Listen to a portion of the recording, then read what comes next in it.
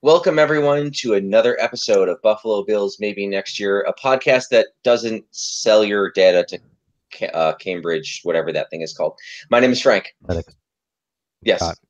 I'm Paul. Yep, Yeah. that's we did. Man, did I assumed everyone already knows everything about me. I assume my social security number's out there. I just assume no one stole my identity. I really think I need to get terrible credit.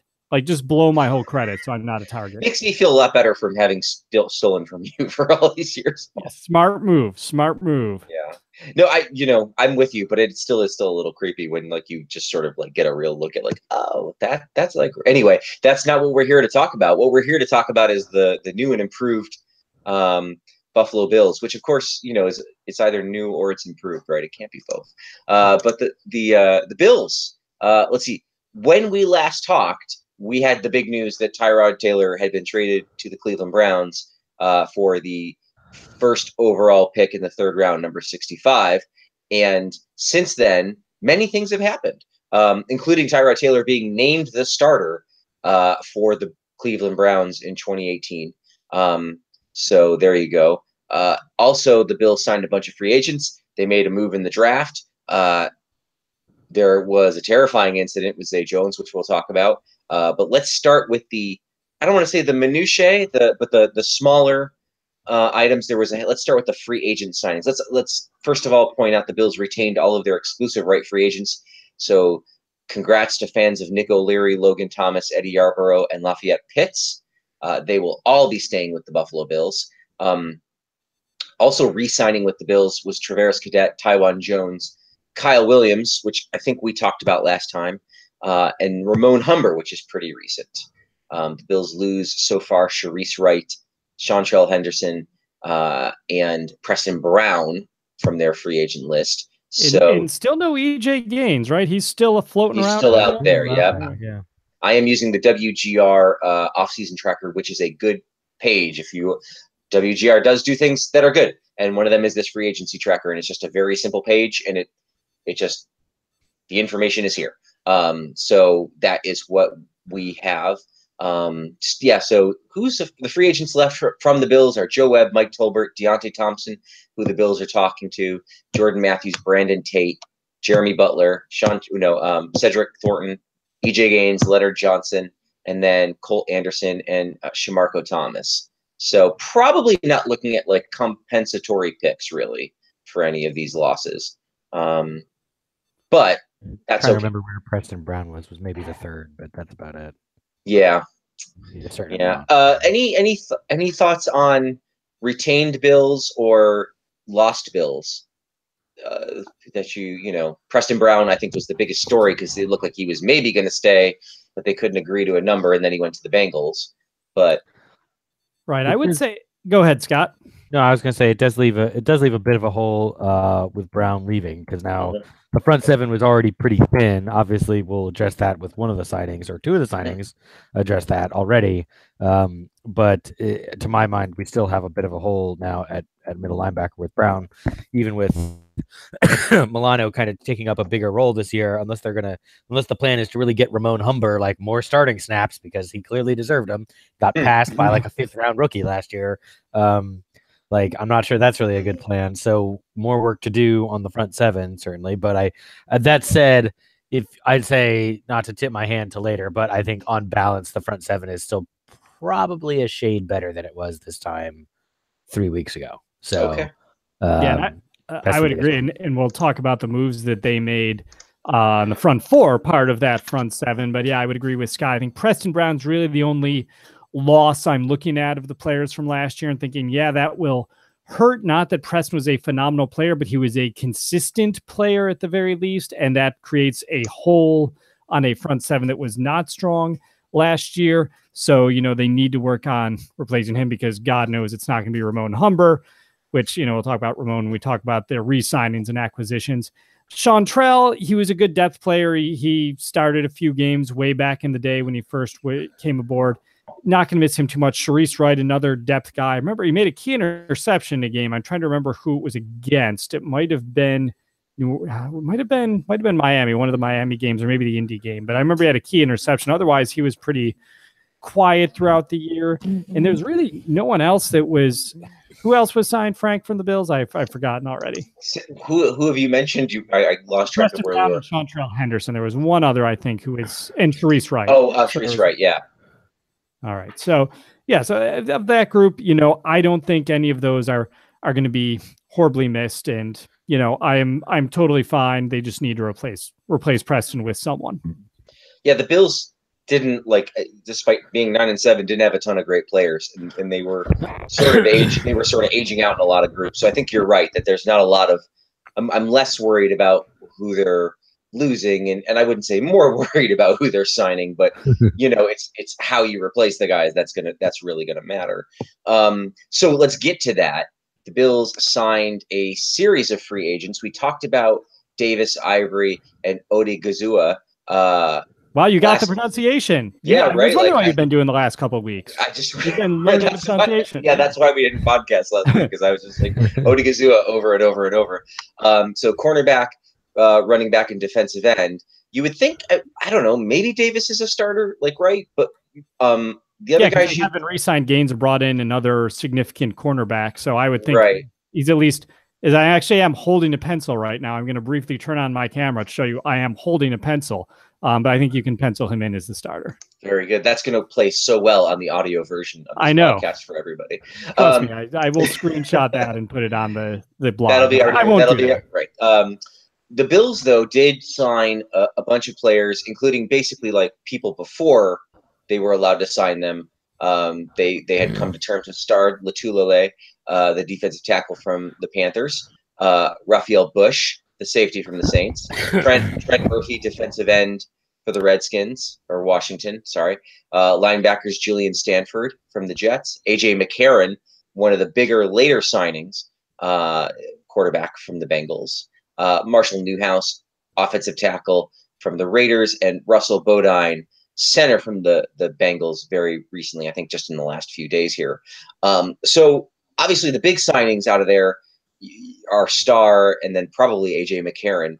And then from there, maybe Trent Murphy, I think would. Yeah, I was going to say he was maybe in that next group of could be an impact player, but has some question marks there. And then guys like Newhouse and Bodine, I think, end up probably being depth for a very, very, very thin offensive line, which leads into a story later. But from that group, how do we want to spend our time? Let's start with Paul this time. Paul, where do you want to start here and direct the conversation with these guys? I think you have to start with Star. I'm to try it again, Frank. You actually got it. Lotulelei. Lotulelei. All right, so Lotulelei. So starting with Lotulelei, I think that's the biggest sign, not just financially. I believe it was a $50 million contract. It was certainly I'll pull that up on CapHead. More than expected necessarily. One thing I do want to point out, and this is the whole free agent pool so far is on the whole, which I was really impressed by. I did not think the Bills would be especially active this free agency period with higher level signings, because I knew the cap situation they were in. The Bills, and Brandon Beane specifically, very smartly structured a lot of these contracts to, push them, push a lot of the payments to next year and then dividing them up a bit so they did not have big hits this year. And that's what allowed him to sign these players. And normally that strategy can be cringeworthy if it's a Whaley-esque approach and you're giving them untoward sums of money for many years beyond. But I don't feel that was the case in this instance. I think the salaries, while Lotulelei's salary the last 4 years of this is high, the Bills can actually get out of it fairly easily after year 2 and not be in cap prison as a result of it, like they are with their what's going to be $45 million in dead money per what Brandon Beane was telling the media over the last week. But I'm starting with Lotulelei, and it is a $50 million contract, I believe, Frank. It is, total $50 million. Base salaries 3.5, 7, 6, 6, and 6. And then there's the bonuses get prorated and the like. But 29, just under 30 million of it is guaranteed.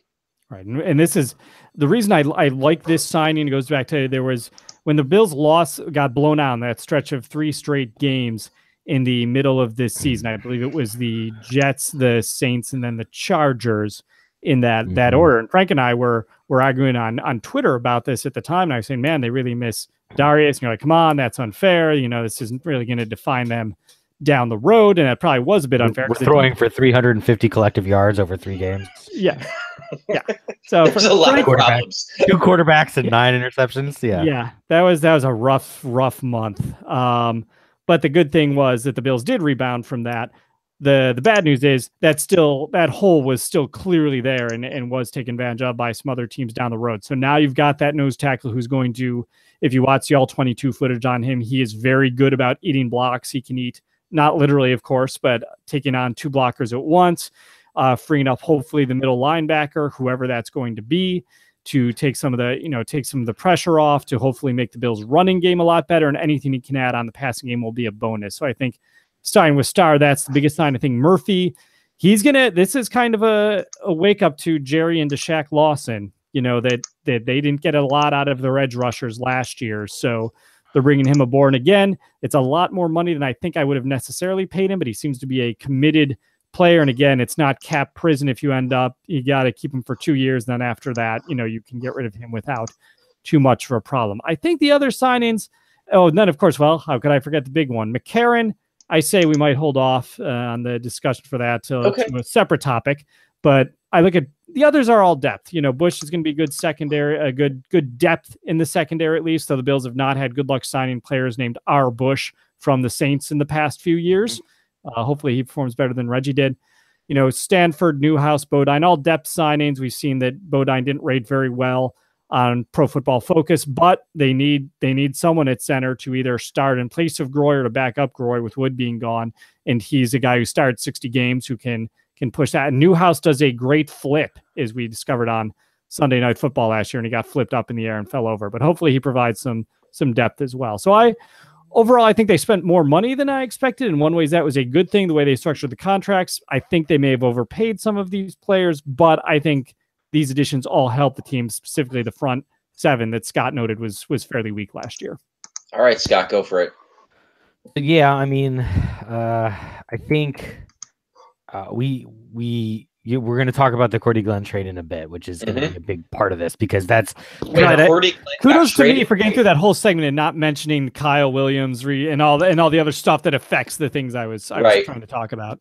It's hard because none of this is obviously in a vacuum. Like, obviously, like, I think the defense is better now, but if we trade away Cordy Glenn and the offense is, you know, we're potentially bringing in a rookie quarterback to now have Deion Dawkins, who's a second-year guy who did okay, he did fine, but he's also going to have, you know, a sophomore slump.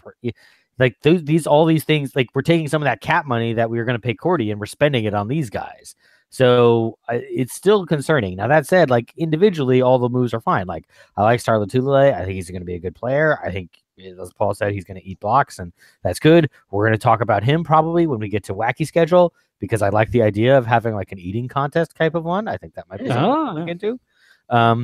But then Trent Murphy, agree, the edge rushers need help. I think it'll be interesting to see where they put him, just because, you know, he did play linebacker, I think, a little bit at Stanford.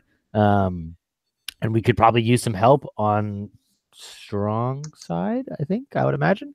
But but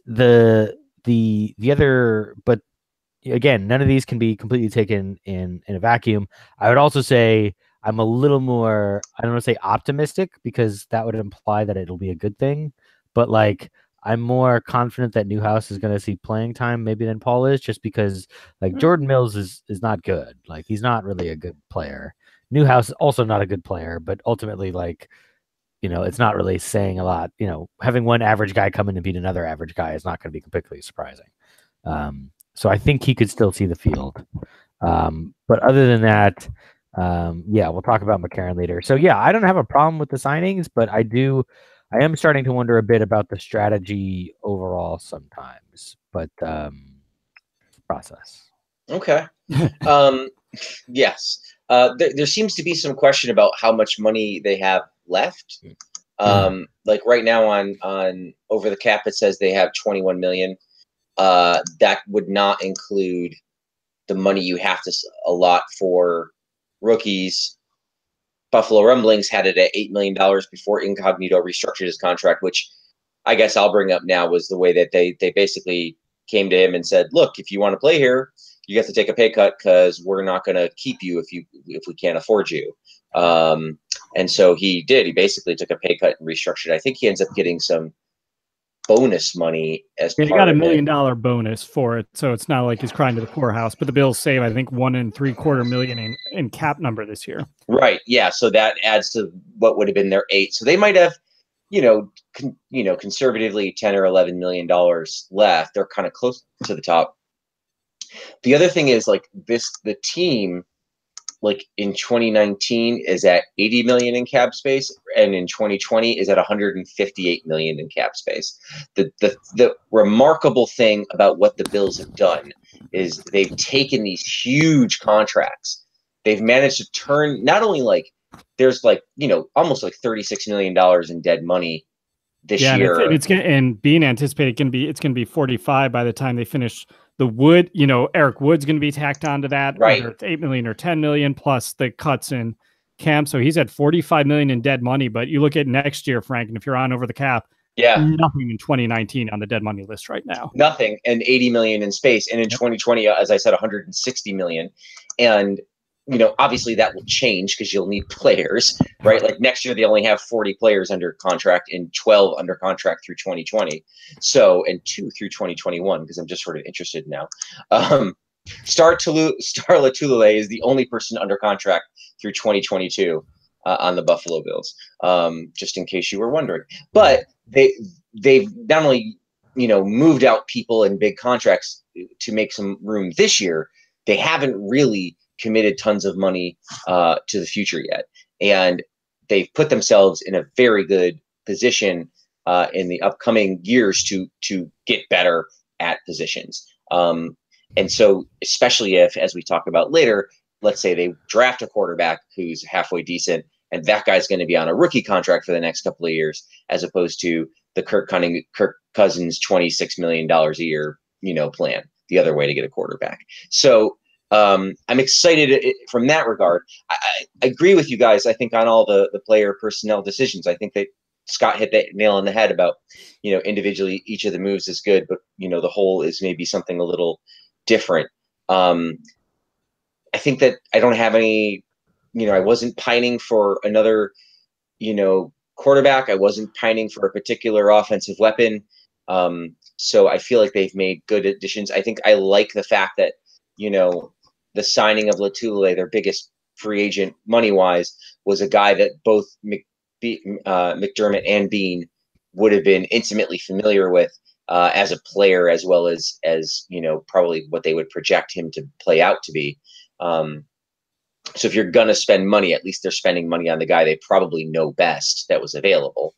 So hopefully he turns out to be a good fit. And then if a guy like Trent Murphy bounces back, that's great. If McCarron plays a couple of games this year, you're probably in a Tyrod Taylor boat where he can win games, and maybe not, maybe not going to prove himself to be a quarterback that, is deserving of bigger contracts, but he's going to get his chance probably. And, the Bills don't have to be completely terrible in the interim.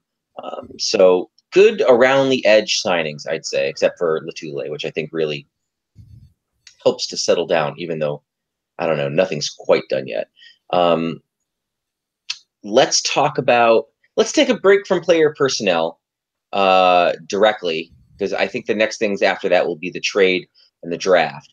And let's talk about Zay Jones for a minute, just to kind of lighten the mood. No. Right. I want to say lighten the mood, but just sort of move it away from, using people like building. Let's go break up the monotony. It is, because you can talk about football players as building blocks and building a team, and that's certainly an aspect of what they do. And then here is a story about the very human reality that players are people. I don't know if you've both watched the video, but I only just watched it this afternoon. I watched it last night. It's something to witness. You should definitely watch it if you're listening. It's startling. If you want to watch the first 30 seconds, that's one thing. And then the second part where there's a lot of, I say a lot of blood. It's not like a pool of blood, but there is blood on walls and on the floor where he's cut himself. I guess I should tell the story, right? There's a video of him from TMZ. I think it's like a security camera footage, probably. And then a cell phone video later of Zay Jones, presumably at his brother's apartment in Los Angeles. And he's in a hallway and he's naked and he is, I don't want to say clearly high because I don't know that, but he gives the impression that he's under the influence of a substance that is not agreeing with him at all. And he is, again, naked and sort of trying to leave, and his brother's trying to stop him. And then he, slightly off camera, apparently kicks a window that breaks and cuts and they're his on foot. the 30th floor, mind you, which is important to note. Yeah. Right, on the 30th floor. And according to the story, he had to be stopped from climbing out of the window. And so then there's blood. They show this kind of blood from where his foot, and then he was arrested because he broke the window, which was in Los Angeles, the way it's explained is anything above $400 is felony vandalism. So he did enough damage that it would amount to felony vandalism, which could carry a prison term and a big fine. He has since been released to his parents' care, or he's been released and he's now with his parents. And his dad said he's doing okay, and everything, that they're hopeful everything's going to be okay. So that's kind of where we're at. The Bills don't have any official comment other than they're aware. The same with the NFL. I think that this is the kind of story where you could definitely, you could rightfully be startled and bothered and upset by it. I think it is possible to start drawing inferences about, not possible, people are in fact drawing inferences about what kind of person Zay Jones is, and they are translating that into his play on the field and whether he's a good fit for a football team. And there is just a lot of room, because there's not a lot known, for a lot of speculation. My personal feelings on it are I just feel really startled and upset about having seen that and knowing not anybody that's gone through exactly that, but sort of being familiar enough with some people that in that state of mind to understand that that's scary for them too, and it's scary for everyone around them. And I'm very thankful that he didn't hurt himself more or anybody else, and that he seems to be in a stable place at the minute, even if not a good place. So that's kind of where I want to draw the line on my analysis, but I invite both of you to go further than that, and we can talk about it more. I don't want to taint the pool. Do you want to start, Scott, or do you want to pass to Paul? I'll let Paul steal. Okay. Okay. It's Family Feud style podcasting. Here we go. Yeah, there's so much, and this could be name a substance that might trick you. I'm gonna say salvia, some sort of spice, some sort of synthetic marijuana is what people are believing it is. Because 100 people surveyed, answered on the board. Spice. Right. All right. See, they kept saying spice, and all I kept thinking about was Dune. That's who I am. I was like the Kizak Haderach. At my age, you know what I think about, and we're of course the same age, but there used to be the adult film channel called Spice. Yes, that's right. And you probably watched it scrambled like all of us. Yes, yeah, we didn't pay for those types of stations, but right. But if you sat there long enough, it would form into a screen for 2 seconds. And when you're explaining to your kids how there used to be a dial tone. When you just take to pick up the phone, you would also have to explain to them when you want to say view something inappropriate.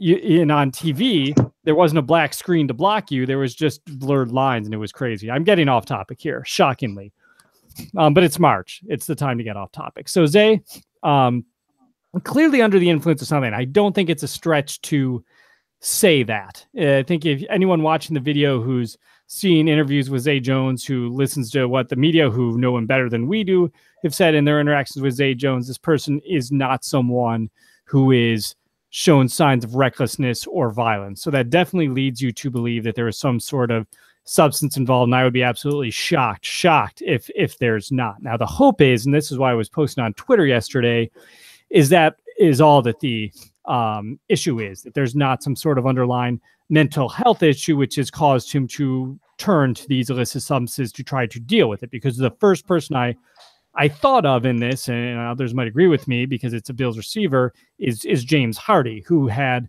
similar types of, he had some drug abuse issues, but a lot of them were tied to a mental health issue that he could never kick. And then he tragically ended his own life a year or two ago. And that's the thing you worry about with this. So I hope, one, that, he's gotten the physical treatment he needs. Now he's back with his family in a supportive environment. That is very good. Now you have to give him the right type of rehabilitation and right type of ways to get past this generally, whether that's just on the drug front, stay away from whatever he was on, whether it is a mental health issue, which of course involves all sorts of complex treatment depending on the nature of the illness or the issue going on. And you really have to hope that that's the approach that the Bills take and the league takes. Will it lead to a potential suspension because there is a felony charge? Possibly. I think we're way too soon in the process to know exactly what the NFL is going to do with its incredibly inconsistent and random enforcement of such policies. It might not. So we'll see how that plays out. I think most importantly, you just want to focus on, what can the Bills and the league do to help Zay Jones so that this type of thing never recurs in his life again. Yeah, that's pretty much everything. I think. See, this is what happens when you pass on Family Feud. The other family can sweep the board. Yeah, that's pretty much what happened. I think he covered all the bases. I don't think that there's any bad jokes that I want to reach for, given that this is sort of a serious situation. So I'll just stop talking. Okay. I don't know. I mean, there's definitely room for I was reading it online. Like, people were like, well, this is why we, if the Bills should cut him, and I don't know. Like, I barely even know what the hell happened. And maybe that's an interesting point. Yeah, I mean, if this is the first test of what I would say is the Sean McDermott's guys kind of thing, right? Like, right. He drafted Zay Jones, and he is a high character guy. You can, if this is a mental health issue, then you can say that they probably didn't do a great job scouting, though obviously some of that will come up. Some of that's just late on set. You can't totally blame someone for that. But if it is just kind of a regular old drug abuse issue, then there would need to be some sort of penalty, right?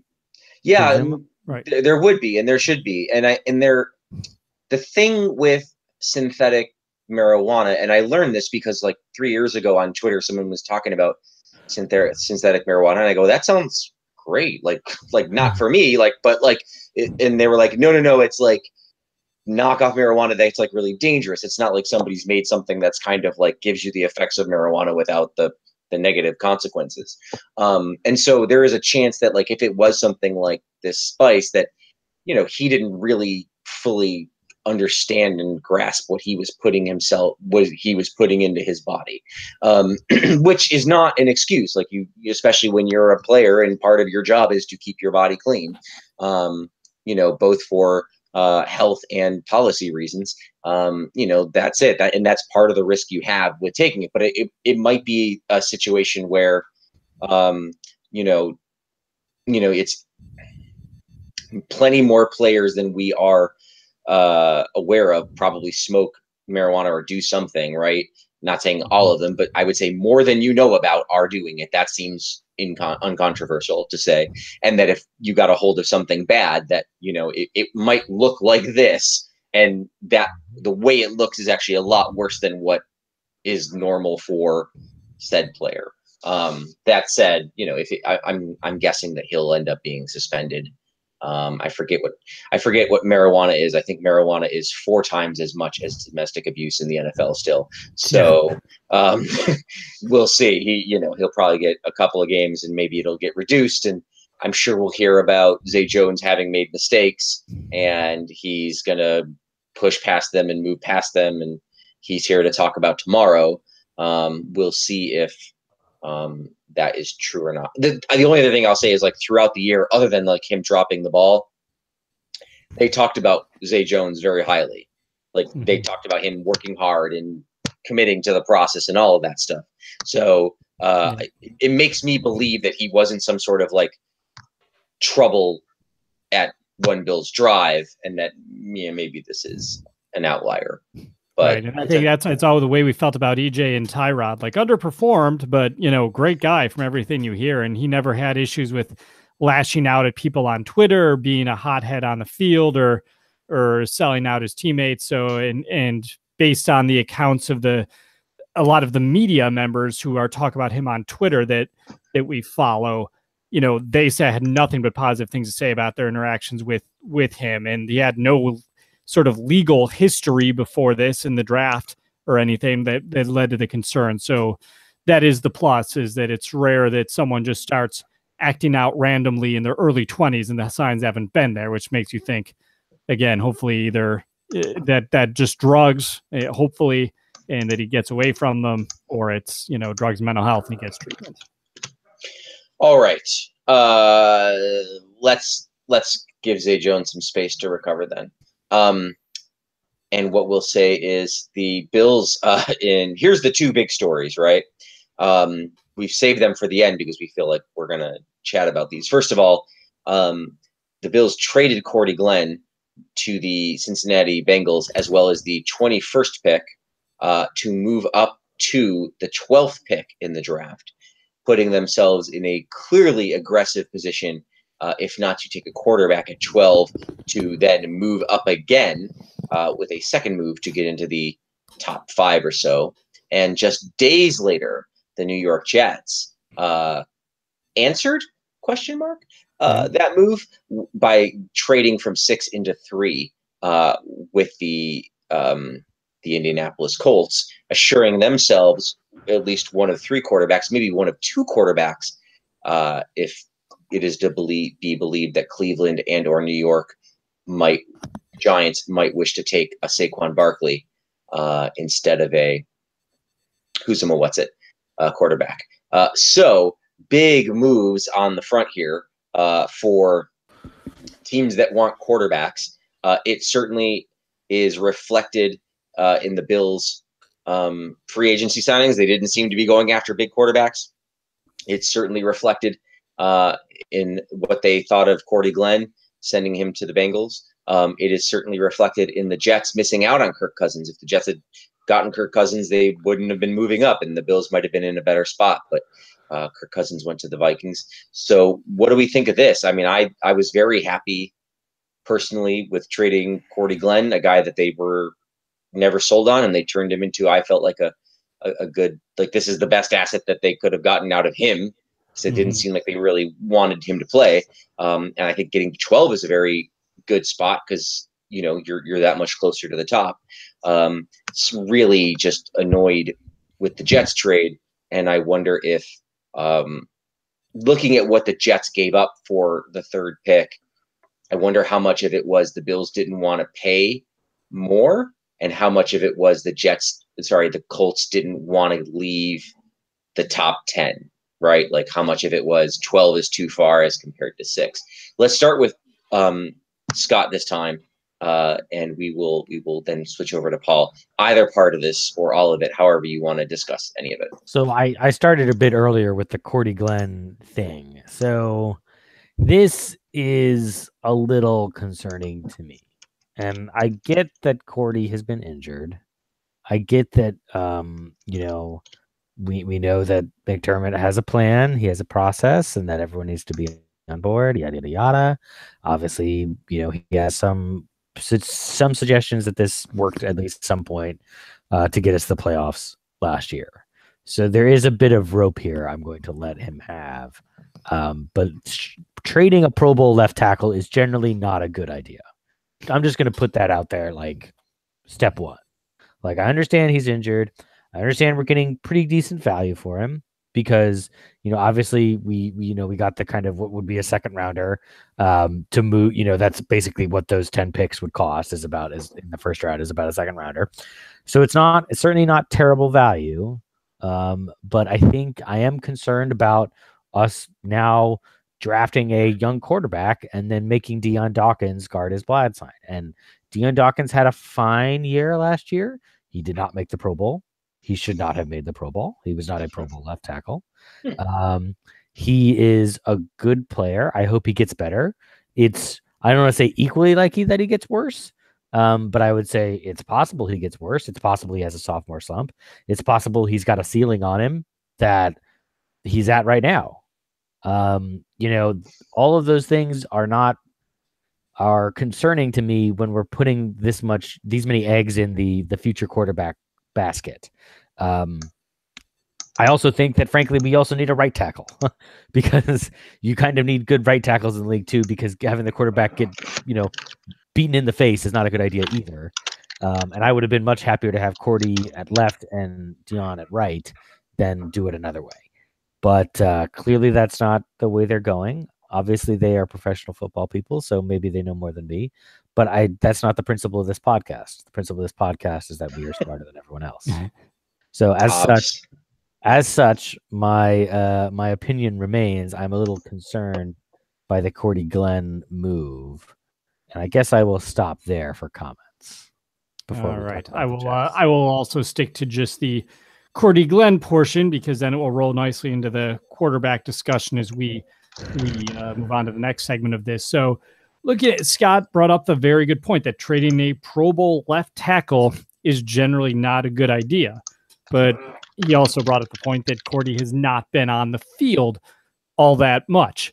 So, you have to, there's ways this could look at the highway robbery trade for each team. If Cordy returns to the player he was before these foot injuries started dogging him for the last season and a half, and the Bills do not get the value out of the 12th pick that they hope to get out of the 12th pick, or can leverage it for a better pick and don't get value out of that pick, and Cordy pulls another Jason Peters and is there for 10 years and is renowned in the city and, is part of a Super Bowl winning team there, the Bills are going to kick themselves in the head for this and it being a dumb decision.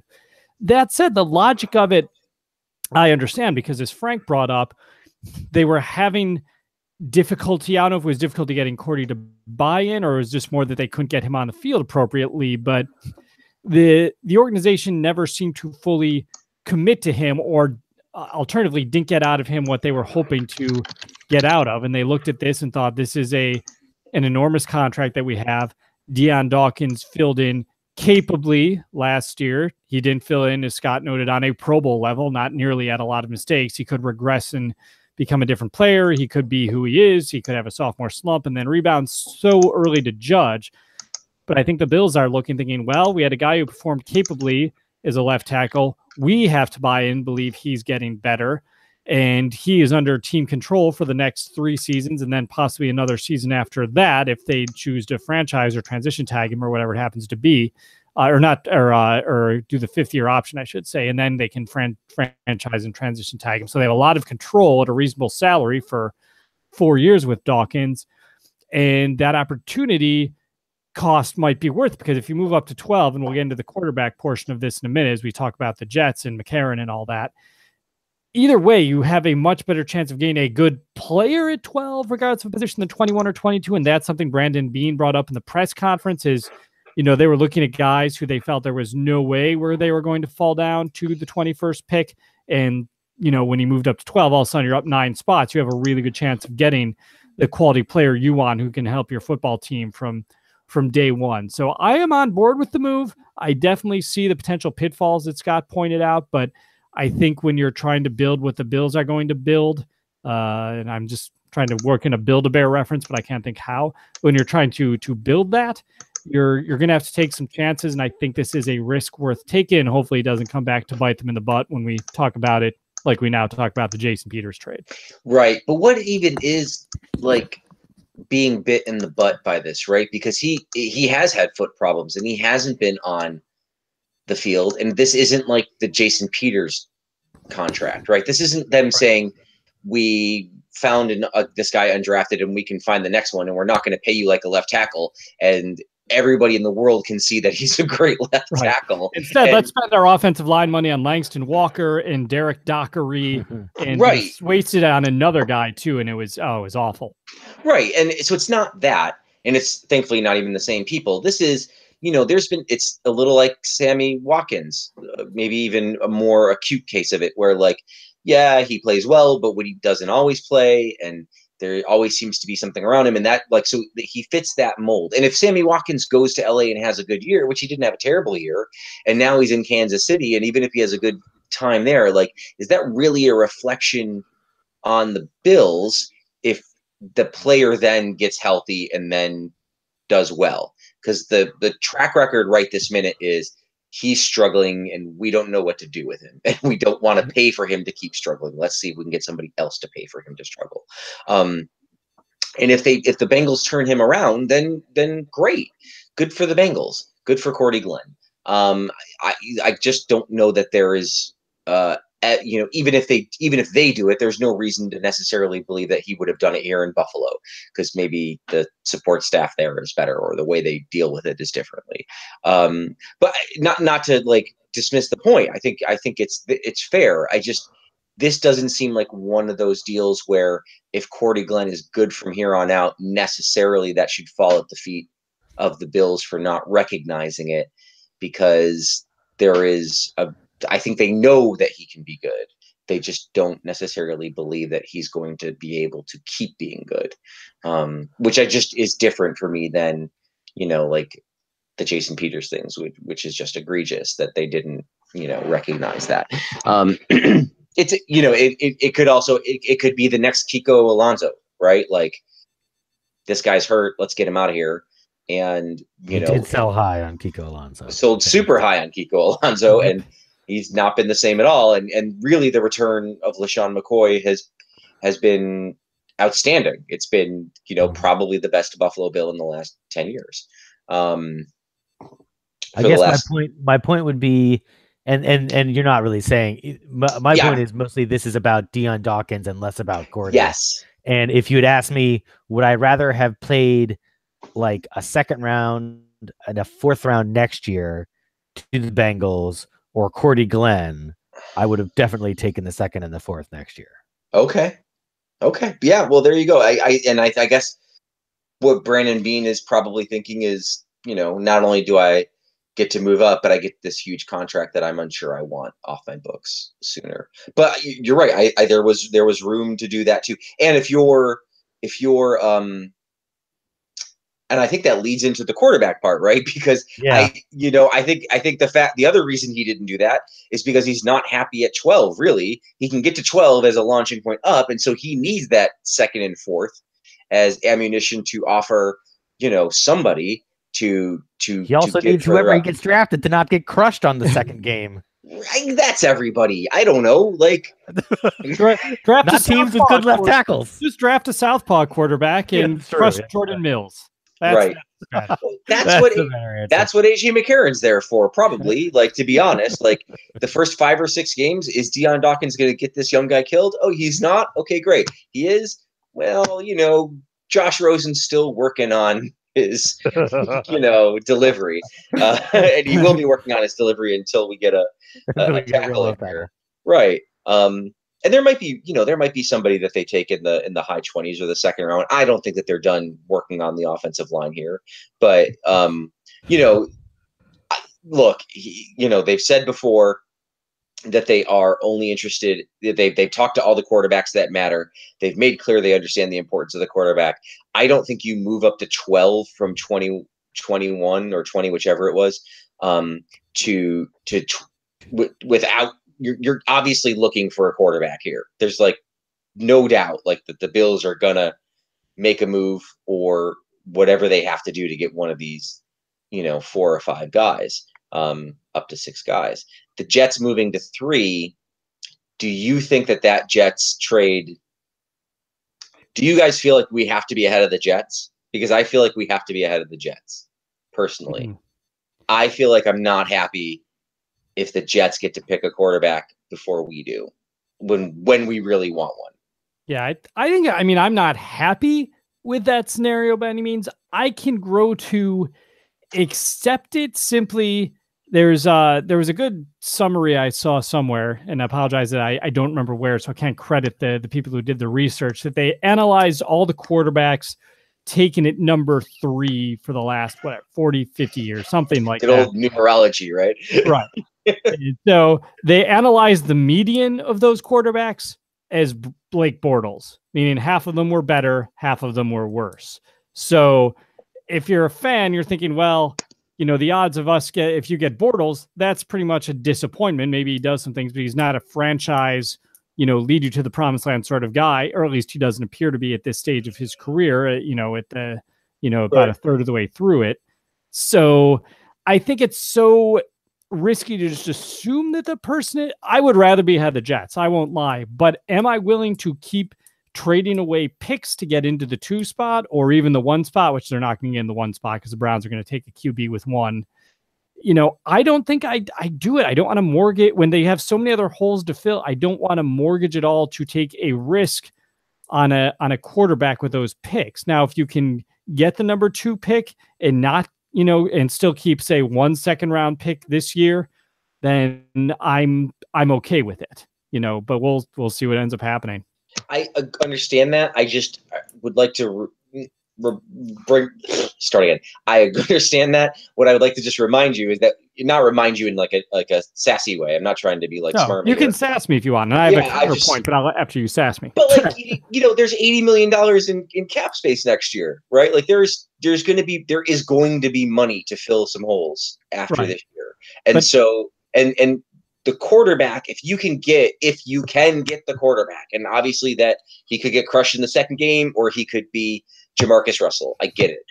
But if you get the quarterback and it works and you have him on the rookie wage scale, okay, that's when Russell Wilson wins the Super Bowl. That's when Ben Roethlisberger first gets the Super Bowl. Like, that's it. It's, it's costing you $3 or $4 million a year instead of $30 million a year, and you can build a team around that guy. Yep. If they take that risk and it works out, I will definitely be first to line up and say, yep, that was absolutely the right thing to do. Kudos to Brandon Beane and the organization. Frank, you saw that perfectly. My being the fear, the pessimist I am, or maybe the fearmonger, I don't know. I look at what the Jets are doing now, and they're taking what I call a Tannehillian approach to the quarterback spot. They've put $25 million in the offseason into Teddy Bridgewater and Josh McCown, and now they've taken a ton of draft capital. They blatantly overpaid in terms of draft capital about Jimmy Johnson calendar to get another quarterback anyway, when they've already spent $25 million on quarterbacks this offseason. I am glad the Bills didn't take that route of taking $25 million in temporary solutions and then spending draft capital trying to get the permanent solution. So I want the Bills to, I am fine. If the Bills can move up to 2, I would be thrilled, absolutely thrilled. I just fear what would be the cost. And you know what, Frank, you're absolutely right. If they do end up getting a guy who proves to be the guy, that Roethlisberger, that Wilson, who wins you a Super Bowl on his rookie contract, then it doesn't matter what the capital is. But I still, the businessman in me just worries about, the level of risk involved there. We actually haven't let Scott talk. I was going to make sure. My bad. That's fine. No, I'll get there. So this is definitely where you want to try and get a listening device of some sort into the Browns and Giants draft rooms, because you really need to know what they're doing, because it's super frustrating.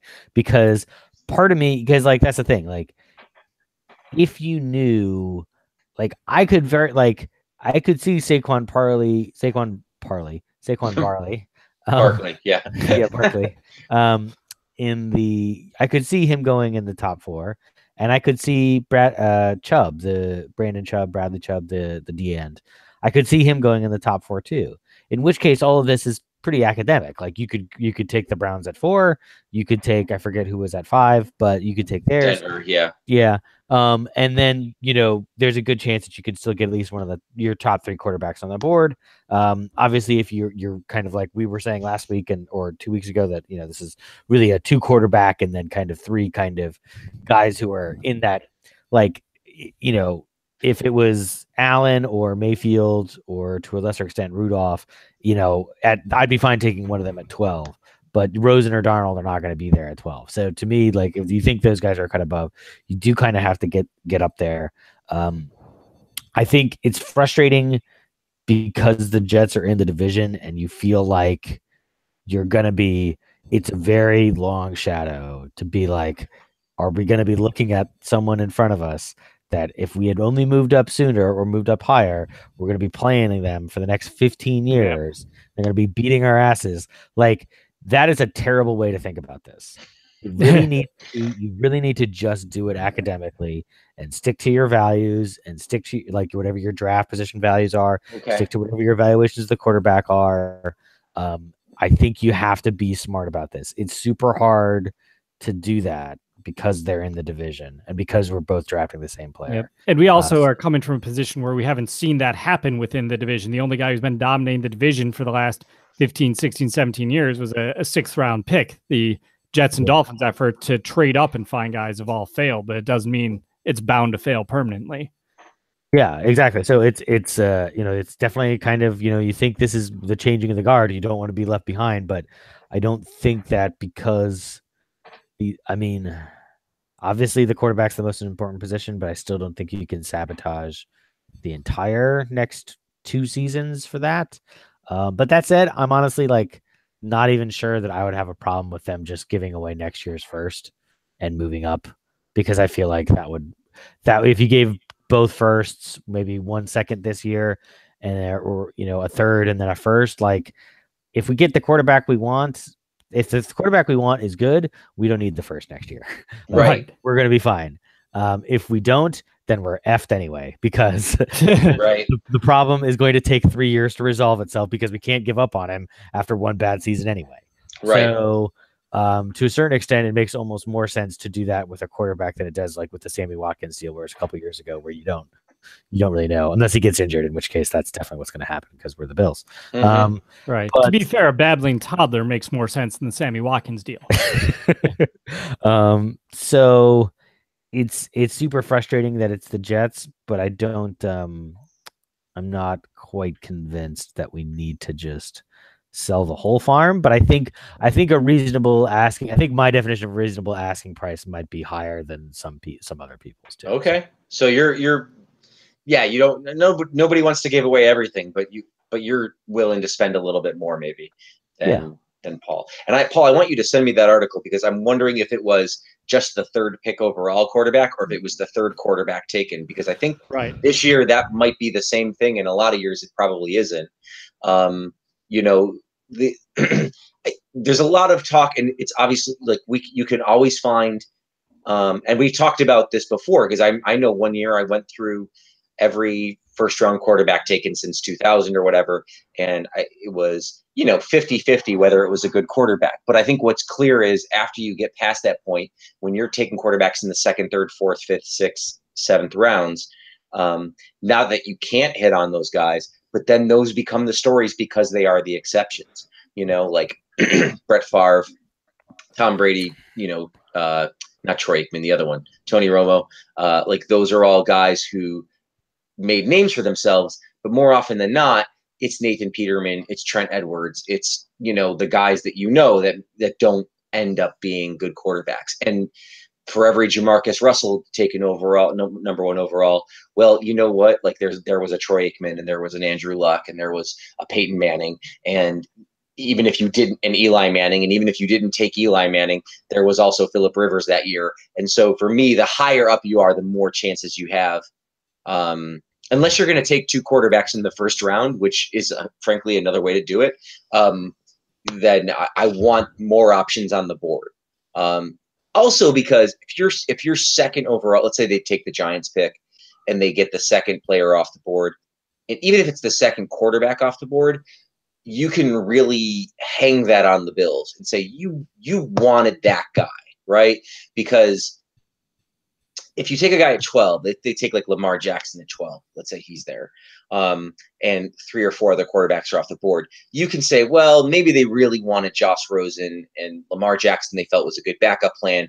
And if he's not great, then, well, do we really want to hold that against them because they took a guy and they wanted him, but it wasn't really the guy that they wish they had had. If you go up to number 2 and you take Josh Allen, and I want to rip my hair out, and he crashes and burns, well, then you know what? I feel like I know everything I need to know about you as a talent evaluator. Yeah. So there's a level of accountability because we're never going to see their boards. that just is nice for me too. So it's not my draft pick, so I feel like spend them. The article, by the way, I'm looking at it's Chase Stewart from Football Perspective. So okay. I am. Oh, and you're right. It is the third QB in every draft, I believe. So okay, since 1970. So I'll send that to you right now. Right. So my guess is that there's a handful of like really good third quarterbacks taken because, and especially compared to the first two, I know there's obviously plenty of examples where somebody took the wrong guy first. So it's not that you can't find a guy at 12. It's just that if you're throwing a dart, I think you want more options to throw your dart. So, yes.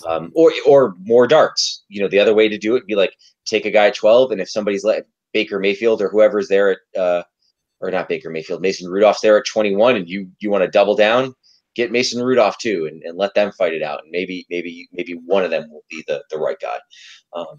That's certainly not a thing that a lot of people do.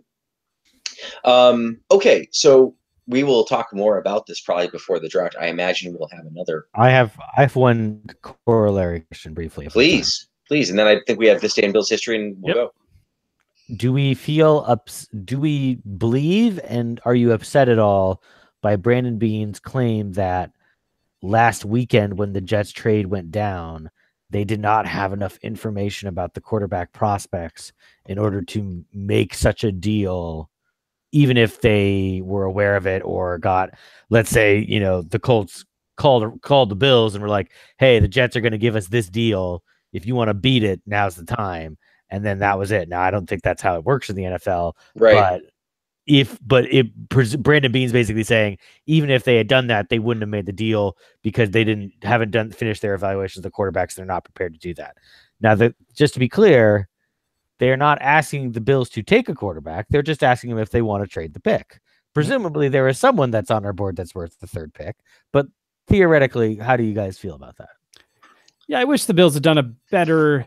That's what with the Colts and what they might have done. My understanding is Colts didn't want to trade out of the top 10, so it would have been difficult for them to swing that specifically, the trade they want. But I was disappointed that yes, they didn't feel like they were educated enough to make that move up. This is why you have scouts. This is why you have the Senior Bowl. This is why at this point in the process, you should have some idea, of who you might be interested in. I'm not saying you fully know who you're interested in because they've only had 15-minute discussions with some of these guys at the combine, but you should at least think, what, is there a guy that might be worth trading up to 3? You're like, yeah, there probably is. So let's make that move and then try and figure out a way to do it. And then the worst case scenario is even if you find out that maybe that guy isn't the guy you thought they were after you've had more discussions or watched more film, you're still going to get a hell of a football player at number 3. So I was definitely disappointed that the Jets seemed to be more educated in or had a more efficient process that allowed them to be bold and make a move that the Bills felt they weren't prepared to make. So I'd agree with you there.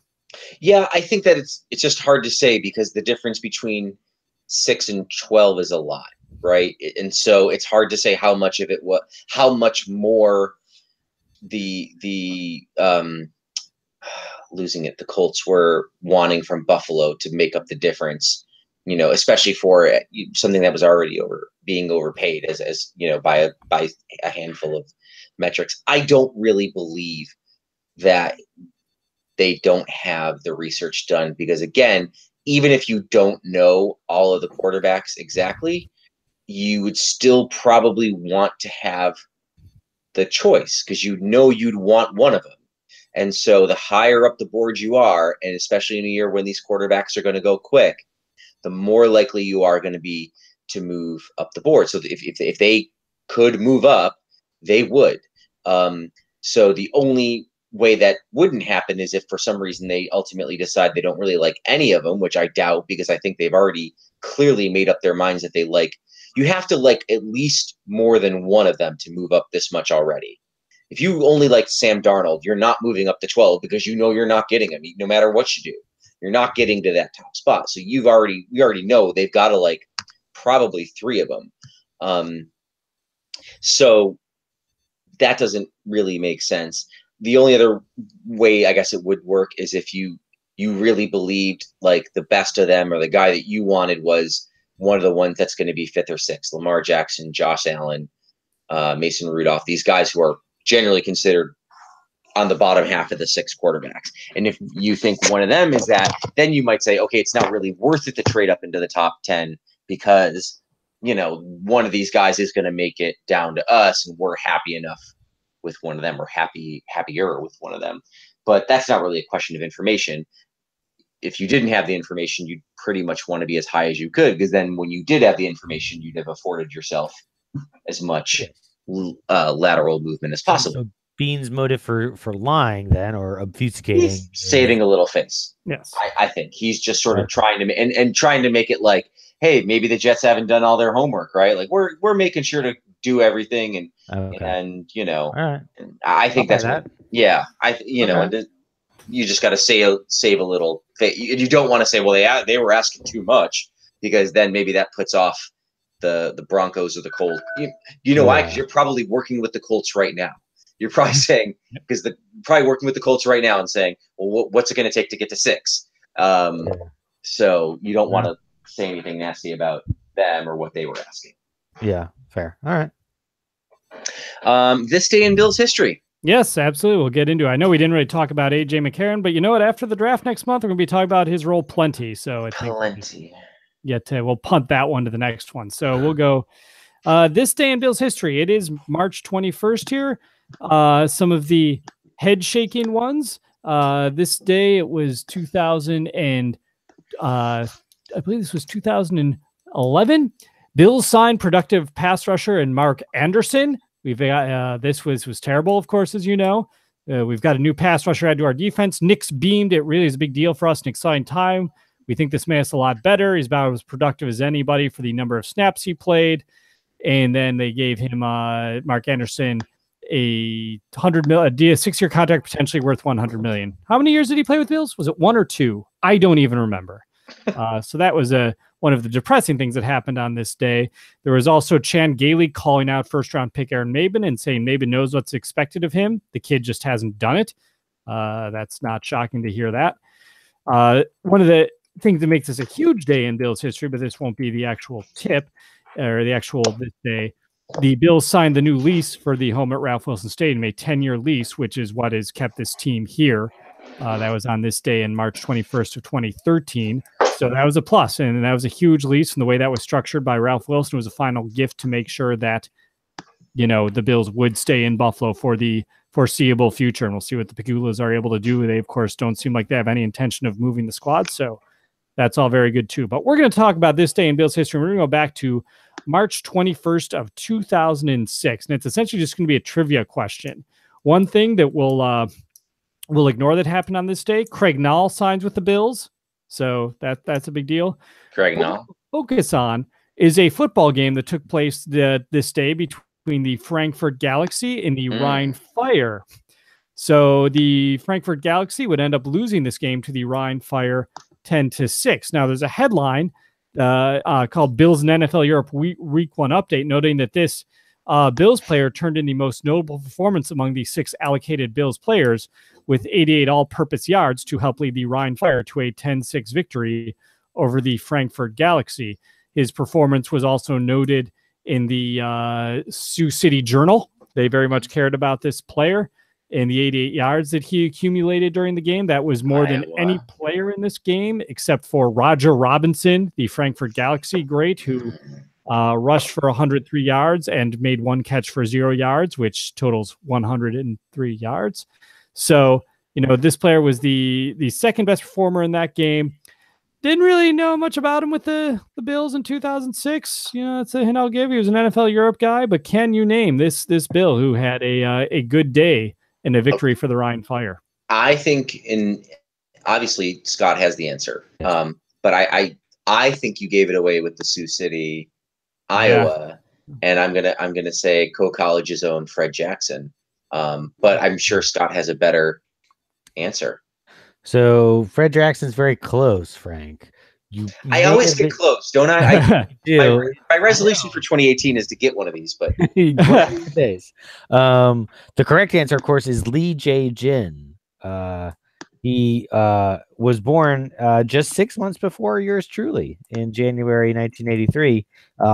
Mostly known for his badminton play in the Korean on the Korean national team. He also played.